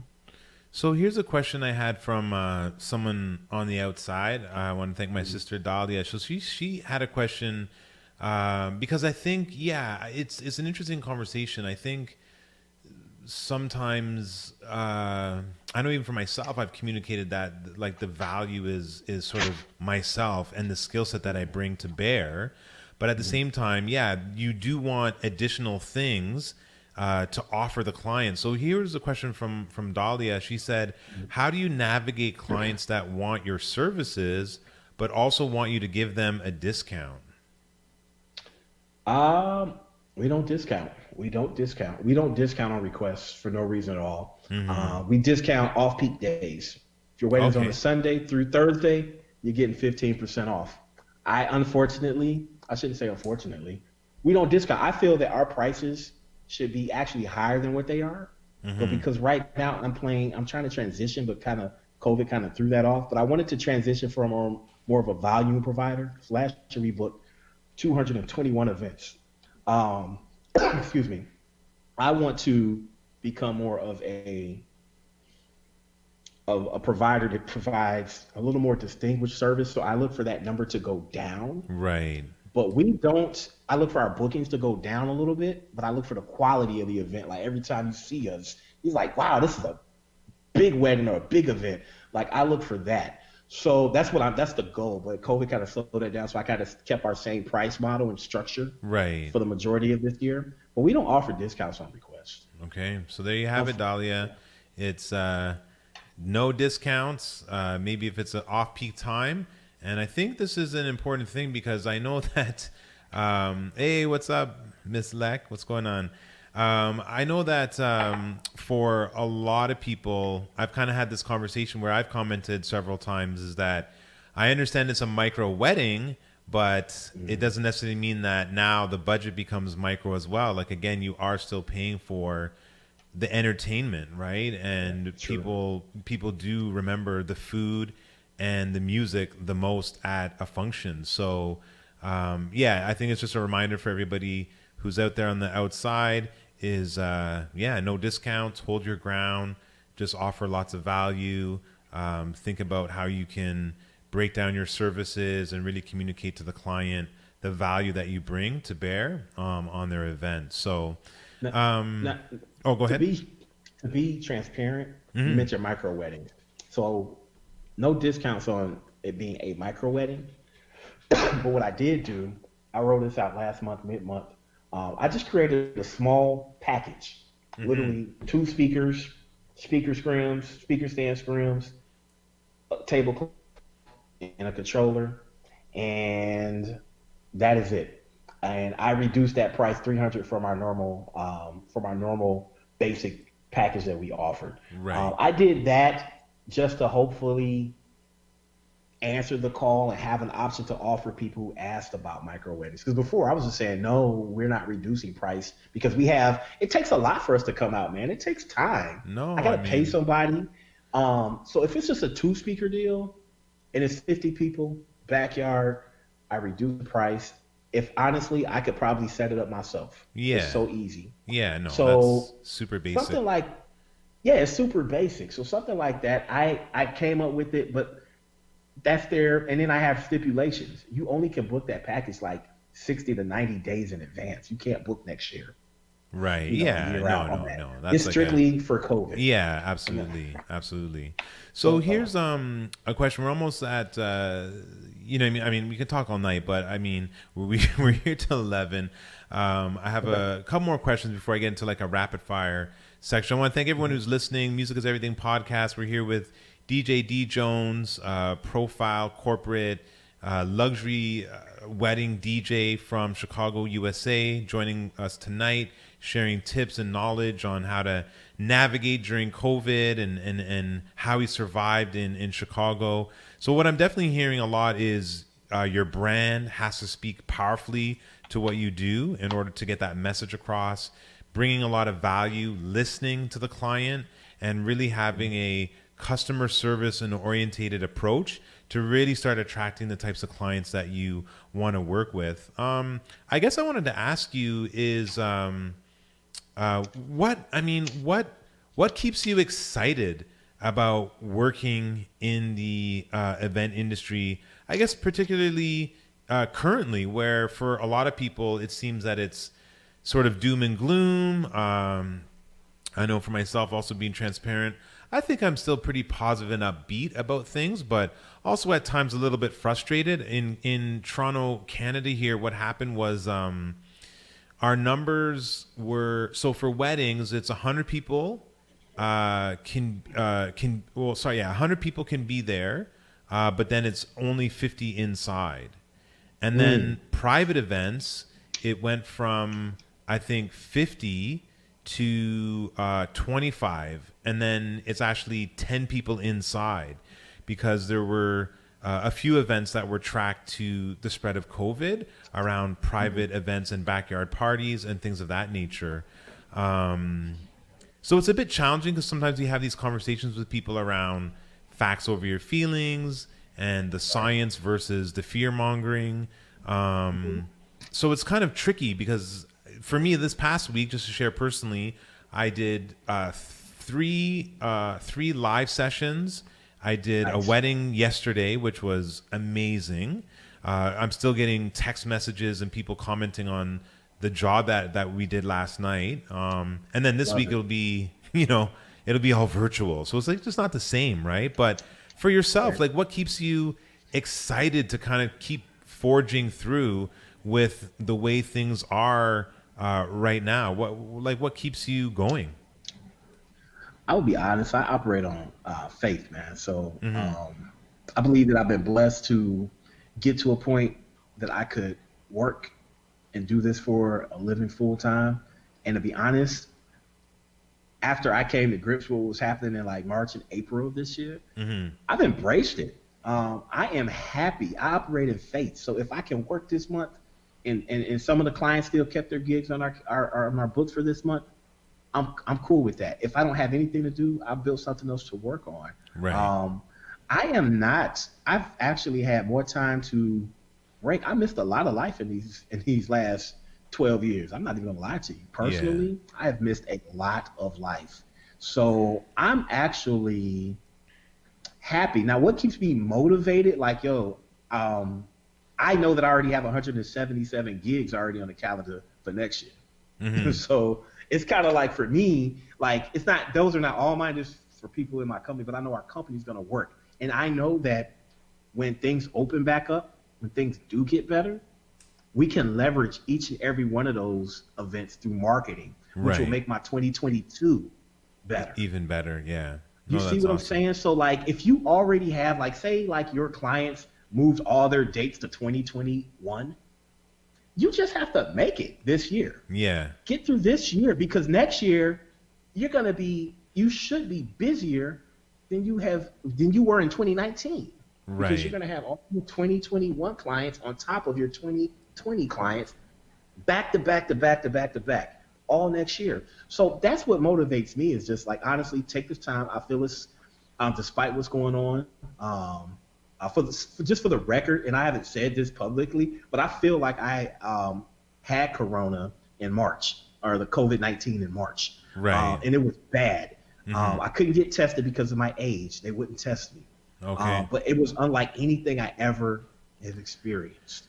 No, it was the same thing here in for a lot of people here. I think I may have had it in January, right? Because you were sick, and then why am I feeling not the same 2 weeks later? And then, you know what I mean? I think a lot of people experienced that before it became known for what it is. So I'm not shocked to hear this, but I appreciate you sharing. Yeah, I think so. I'm just honestly one day at a time. Luckily, anybody that needed to, it was a little difficult. It was a little challenging navigating things the first 2 months. Mm-hmm. But after I figured out, like, yo, people are still calling, slowly but surely. People are still booking. People are postponing. But, bro, no one's canceling. Right. Yeah, that's true. I think I issued one refund. I had somebody else do a chargeback on me, which was illegal. For their money. That wasn't right. But other than that, man, honestly, I'm just happy to know that next year I don't have to hustle and book a bunch of events because they're already booked. Right. And it's a blessing to have this. We may never have this time like this again. And I've done things with my kids. My kids are doing homeschooling right now, right? Okay. We didn't send them to school physically, so they're doing everything online. We went to Louisiana for a week. They worked from the Airbnb we were in for a week, but then we kind of hung out, toured Louisiana, did a couple touristy things. I'm just taking advantage of this time. No, that's good. I think that's what we all need to do, right? And just really make the most of the days because, yeah, we don't know, right? So, but we still have to live our lives. So, I think your approach is awesome, and as a result, there's definitely it's very obvious to me why you're still busy throughout this process, right? So, listen. Sorry, go ahead. For the record, I don't want to downplay and say like I don't have days where I'm like, man, I wish we were busy. But what I didn't want to happen is kind of what happened. I didn't want to have that strong August where it seemed like we were working and then it just stops because that's what's happening. So I would rather just go all the way or just wait. Right. And that's kind of like my attitude. So Right. Yeah, I think we have to stay positive, right? I think this is definitely a marathon, and I think those that are passionate about what we do in this field are going to be the ones that when we're able to go back to work the way we want, we'll still be there, right? And so I think there's a lot to do if you're a new DJ, an experienced DJ, or even just a creative or an entrepreneur working in the event and hospitality industry or any type of field. I mean, to take advantage of this time to really build up yourself, your brand, keep marketing, keep pushing out content. All those things are really important because you still want to remain top of mind. And on top of that, virtually, it's not for everyone, but there are opportunities there. So we want to take advantage and gain that leverage where we can. So DJ D Jones, we're kind of wrapping up our time here. I want to get to this section that I really like. It's called Rapid Fire. And simply what I'm going to do is I'm going to ask you a question. And I don't want you to stew, ponder, overthink it too much. Just kind of fire back a response, the first thing that kind of comes to mind. So the last time I was in your city was, it's got to be at least, I think 6 years ago. I have two good friends that live there. Shout out to my boy Mark Applegrain up in Naperville, as well as Dudley Thomas. He lives actually downtown by Soldier Field. So those are two of my homies that live down there. And as I mentioned to you, Toronto is our sister city. There's a lot of really parallel and very similar elements. We have a really beautiful waterfront, just like you guys. We have lots of cool attractions and things to see, just like you guys.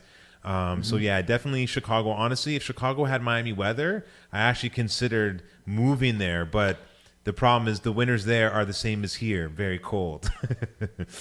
Definitely tough. So here I've had the opportunity to indulge in this, but here's the first question for you: in your opinion, is Chicago's deep dish pizza as good as they say it is? Every bit is good. All right. I didn't expect anything less. What is one Chicago attraction that every tourist needs to see or visit? The Baha'i Temple in Wilmette. The Baha'i Temple. Okay, I've never heard that. Exactly. Your favorite sports team? Chicago White Sox. Okay. Your favorite artist of all time? Of all time? Mm-hmm. Tupac. Tupac. All right. And the last question is dream event to DJ at and why? What would be your dream event to DJ at and why? Okay, so I want to DJ like the Oscars. Okay. Or like the Grammys. So I want to be like at like in between the show, the set where they go to commercial and just like in the crowd wearing a tuxedo, playing like some crazy music, like it's something like that. Like not even with the spotlight on me. I just want to be in a room providing that vibe for that level of an event. Yes, I love it. My last two questions for you are final thoughts as we wrap up. It could be anything you want to share, comment on, something relating to our conversation tonight or not, but final thoughts. Any final thoughts? Yeah, final thoughts, man. Thank you so much. You being a fellow DJ. I am ultimately driven, motivated, and inspired by people like yourselves who reflect like the energy that I feel like I want to reflect as a DJ.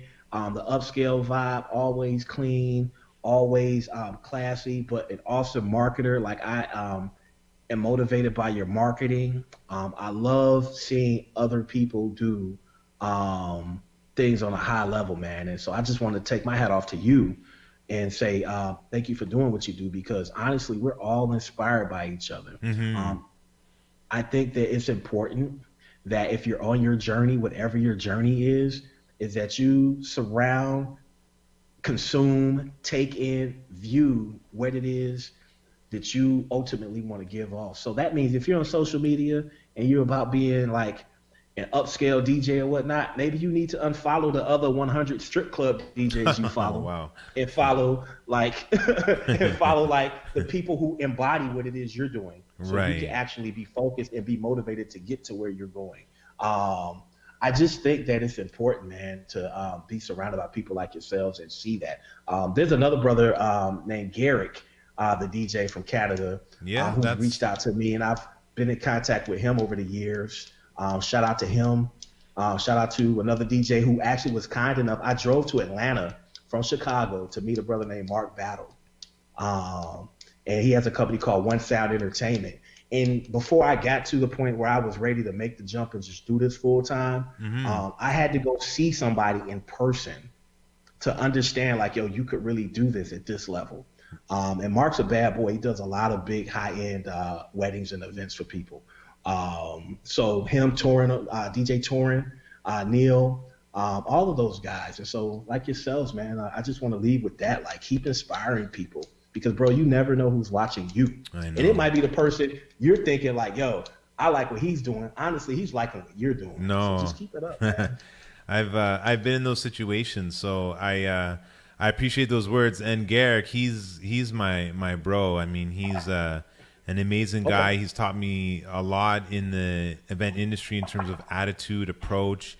I owe a lot of my marketing prowess to him. Use of hashtags. I've booked clients. I've had students come to me through hashtags on social media. He was actually on the podcast. He was probably my second or third guest, and he talked about the power of using social media to really enhance your brand. So yeah, he's my dog for life, and we talk almost every other day about DJ stuff, life stuff. So yeah, he's as solid as it gets in the industry. You know how it can be, I guess, snakes and ladders, right? And a lot of people, as you mentioned, just kind of trying to do you dirty or a certain way, but he's always been super gracious and a bit of a diamond in the rough in terms of the event industry, because we know that there's some people who are a lot more self-absorbed and they're not really looking to give back or help out another fellow DJ or event partner. So yeah, nothing but good things to say about him.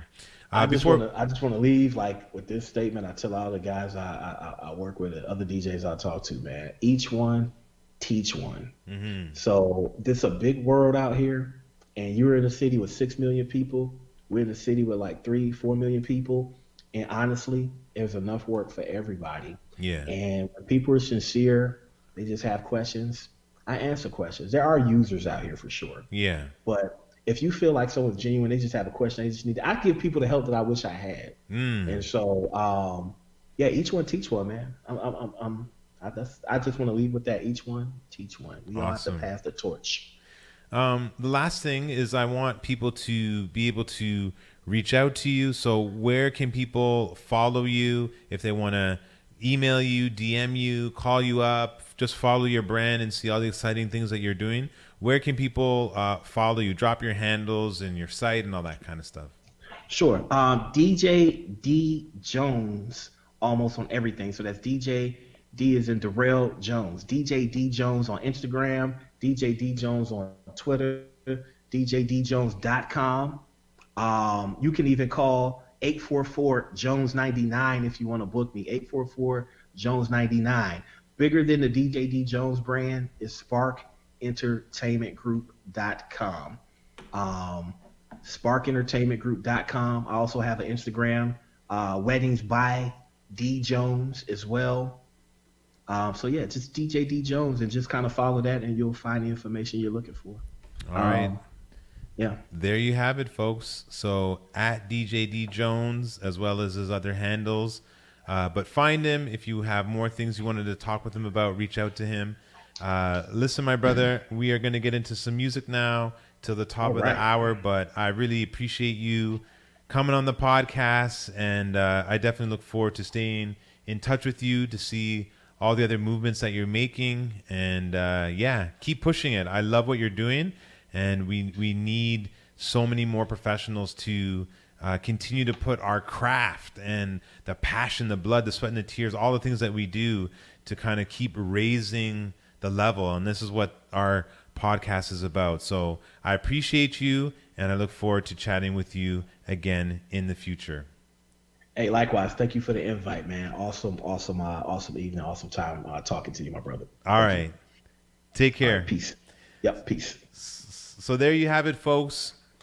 We just had our conversation with DJ D Jones, profile luxury DJ in Chicago, sharing his journey, sharing with us some best practices, how to get ahead, how to maneuver, how he's been surviving things with COVID. Please, you can check me out here on my Facebook. It's actually Benjamin DeGraff, my personal name. Or you can check the replay out on the Music is Everything podcast on iLiveRadio.com. And you can also check it out, the Music is Everything podcast on iLive Radio on Spotify for that playback. Right about now, what we're going to do is we're going to get into about 20 minutes of music to the top of the hour. I want to thank everyone who's been rocking out with me, all the questions, all the energy, everyone on the iLive Radio community, people tuned in and dropped in on Facebook, and yeah, enjoying tonight's conversation. So guys, I appreciate everyone tuning in, the thumbs up, the hearts, the likes. It means everything. It literally is my oxygen. But we're going to get into some music right now and just kind of enjoy things until the 11 o'clock hour. If you're watching on my Facebook, drop me a track suggestion, and we're going to rock out and have some fun.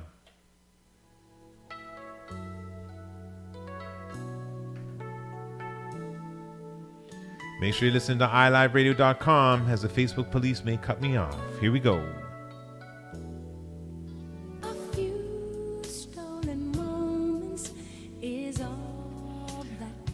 Smooth out.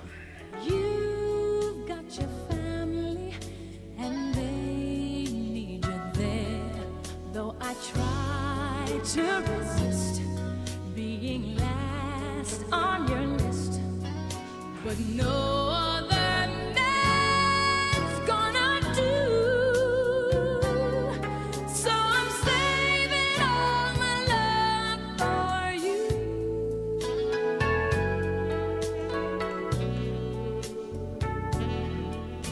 It's not very easy living all alone. My friends try and tell me find a man of my If you know the words, just sing at home. but each time I try, I just break down and cry. 'Cause I'd rather be home classic. Timeless classic. You used to tell me we'd run away together. Love gives you the right to be free. You said be patient, just wait a little longer. Yes, yes.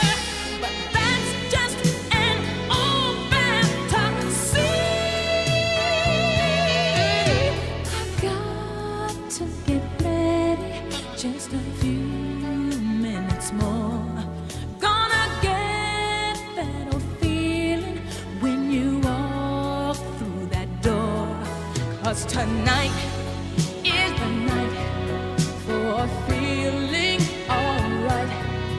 We'll be making love the whole night through. Yes, yes. So I'm saving all my love. Yes, I'm saving all my love.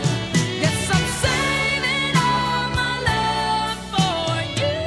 I see you, TaylorMade. I see you.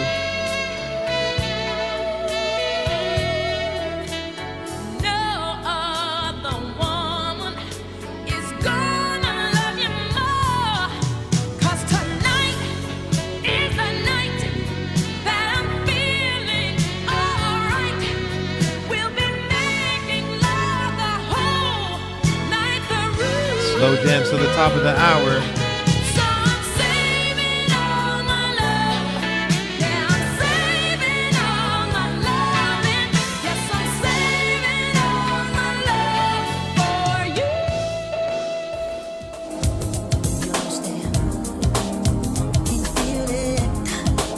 Music is Everything podcast.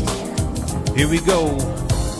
Music to the top of the hour. It's your host, DJ Elegance. DJ Elegance.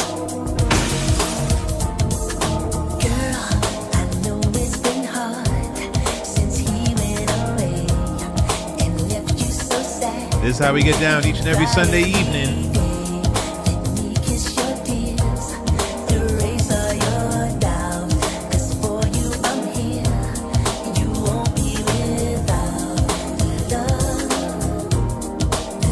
R&B flavor.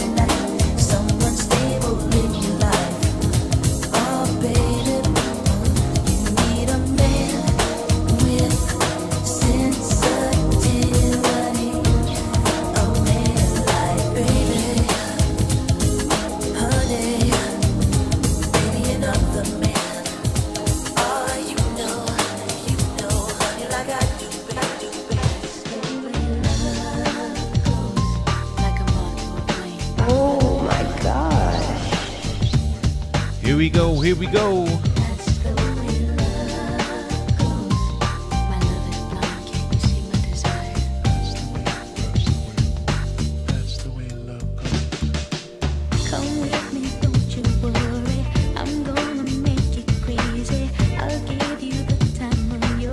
Smoothed out on the R&B tip.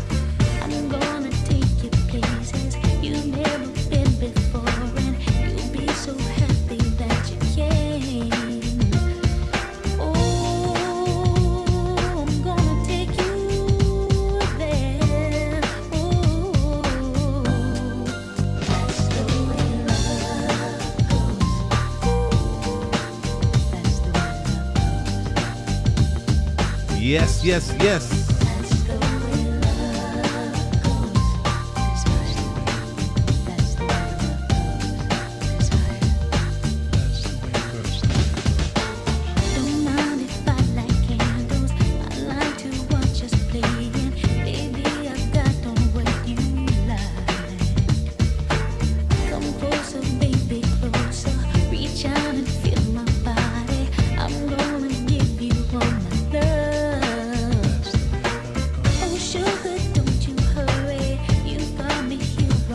We rocking out to the top of the hour. iLive Radio. Music is Everything podcast. R&B flavor.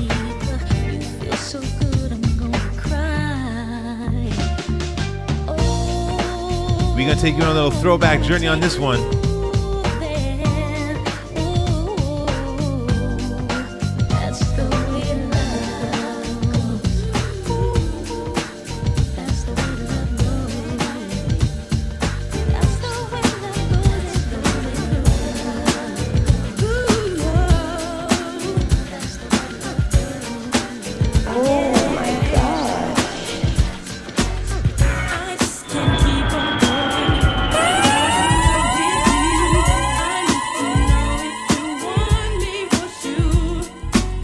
Don't get it twisted. We ain't playing around. DJ Elegance.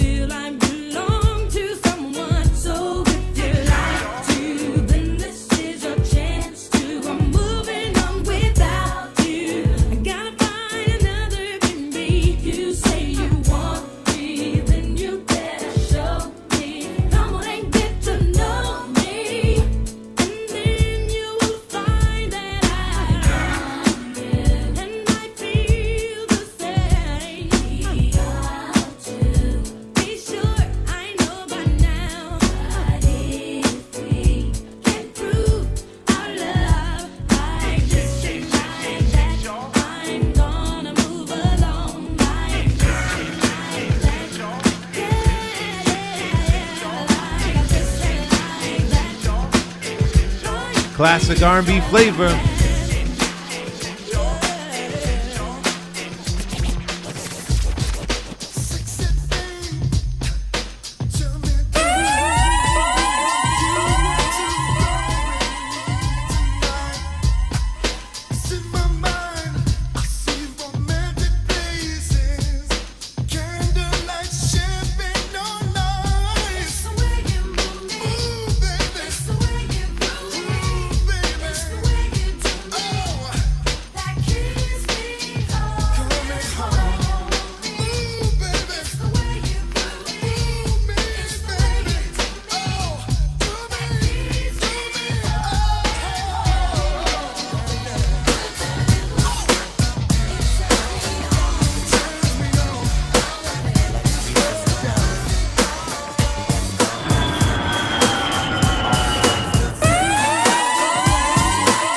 Here we go, here we go, here we go. DJ Elegance.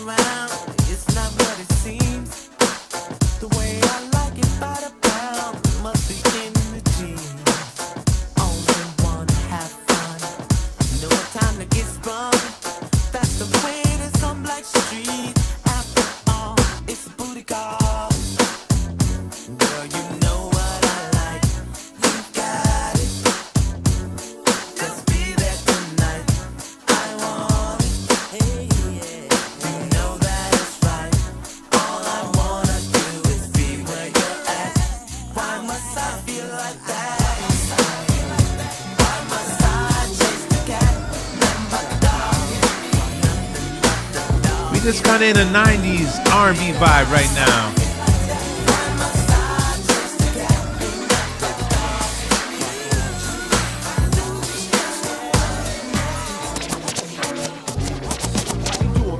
My name is L, I'm from Queens. I heard about your man, he like the Yes, sir. Dolce Gabbana Moschino with Donna jeans, but he slipped up and threw his rock to a fiend. He be playing like a Willie cause he dressed shit up. Never knowing that his woman is in need of love. He got Versace, gold link, stomach chains. Smooth out. Official hairstyle, but you stuck up spot making love. Duke is weak, then he falling asleep. You on the phone with your old peeps, dying to creep between my sheets. So what you got Chanel on your feet? Hot sex on a platter makes the mission complete. We're gonna take it up a notch on this next one. We're gonna get it sweaty.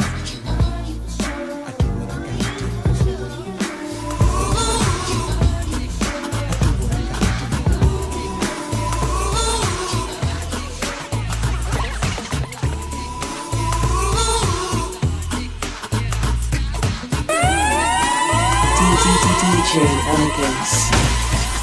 Come inside, take off your coat, I'll make Oh, you feel oh, at home. oh. Now let's pour iLive Radio. So just let me hold you close to me, 'cause I've been dying for you, girl, to make love to me. Girl, you make me feel real. This is a big track. This is a big track. We can do it till we both wake up. It'll have you grab your heart, Girl, you singing know out. I'm hooked on you. And this is what I'll do. Sex you up all night. I want to sex you up. Now what you hear is not a drag, 'cause Mr. DJ Quick got a brand new R&B bag. But first I flavor. got Here a we bang, go. bang. Here we A go. boogie Here for we the go. lady to the rhythm of the ghetto streets. Check it out. We going to the top of the You tryna hour. give me some 8-ball, but no DJ way. I'd Elegance, rather have Music a is Everything with $2 a podcast. day. Yeah, just a little something bubbly and tingly to have me walking around naked. What up, Neil? What up? Everybody on the outside. Appreciate the energy. Available to come and play. Give me a clue so I don't have to look for you. Come on, let's get down, let's get down, let's get down. Come on, let's get down. Come on, let's get down, let's get down, let's get down. Come on, let's get down, let's get down. Yeah. Now we don't need a club, we can do it at my house. My front door's open, so homies get busted out. And ladies, if you come and leave your children at the nursery, so you get slow on the anniversary. Feel me? I dip, die. So don't be looking stupid when I unfasten your bra. You know you wanna mac this because I come stronger than the IRS whenever you done got delinquent on your taxes. Here I am, staring at you. This next track is one of my favorites. You need one too. Who is your friend? She don't look nice, but I know she will. Later on tonight. Come on, let's get down. Come on, let's get down. Let's get down. Let's get down. Come on, let's get down. Come on, let's get down. I don't know what happened to her. She was so fly.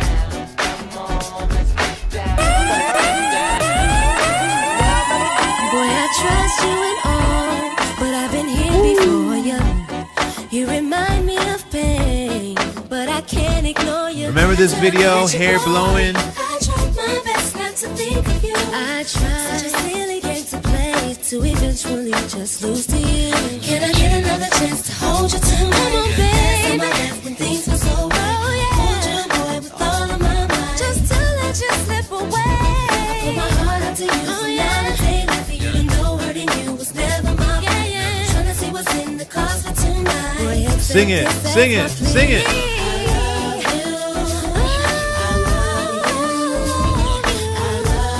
Oh, yes, I do. So don't break my heart, please. I love you. So don't break my heart. I felt a weight lift from my chest. Now that you know just how I feel. We just having some fun playing records. I couldn't tell if this was real. How it feels to be hurt than to love again. Oh, no. You made it possible for me. That's why I give you in. Can I get another chance to hold you tonight? Come on, come on. So right. Hold you, boy, with all of my might. And almost let you slip away. I put my heart out to you from now to daylight. You know hurting you was never my plan. Trying to see what's in the cards for tonight. They accept this as complete.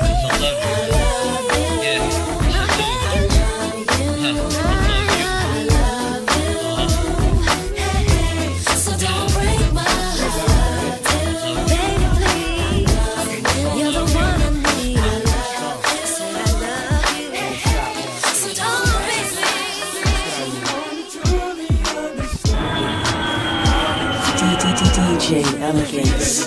Girl, you made me believe again. If you happy, then be with him. Go ahead, mommy, breathe again. Go ahead, mommy, breathe again. Don't stop now, straight to the top now. Go ahead, mommy, make it hot now. R&B flavor. I need love that's gonna make my heart stop now. And what I need is simple. 5'5" with dimples, potential wife credentials. Know about the life I'm into, life I've been through, and how I had a trifling mental. So ride with me, G4, fly with me. Times get hard, cry with me. This is how we get down each and every Sunday night.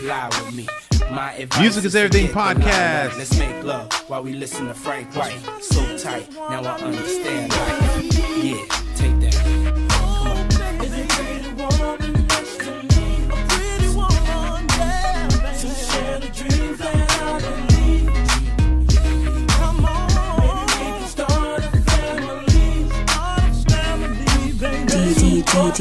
DJ Elegance.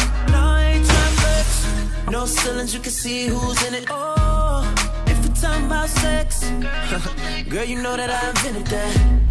And I'm on to the next. That's unless you bring a friend who with it. Oh, I'm sorry. Oh, you mad that I came to the party? Like, no, no, no. You took your girl to the club and now she gone. Now she asking me when I'm taking her home. I told her let's go, long as you know, cause I know when we get along. I'm touching you tonight, I'm loving you tonight. Wait, no, I'm crushing you, girl. You must be used to spending, putting in that time. Touching, loving, crushing, can't make up my mind.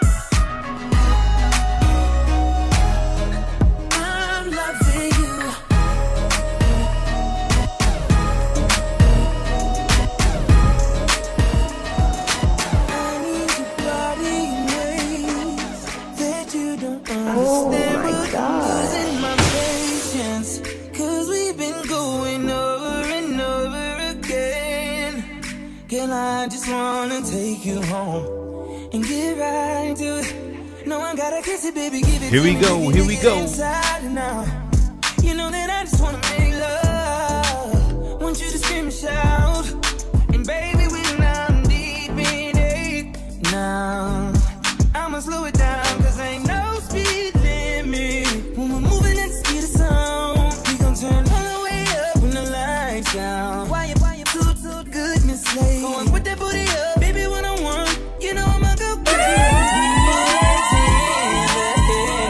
You know your pennies never getting in the way. You know I'm kinda like it when you make me work for it. Hey, you got it all the tied up skirt. Music is Everything podcast, iLive Radio.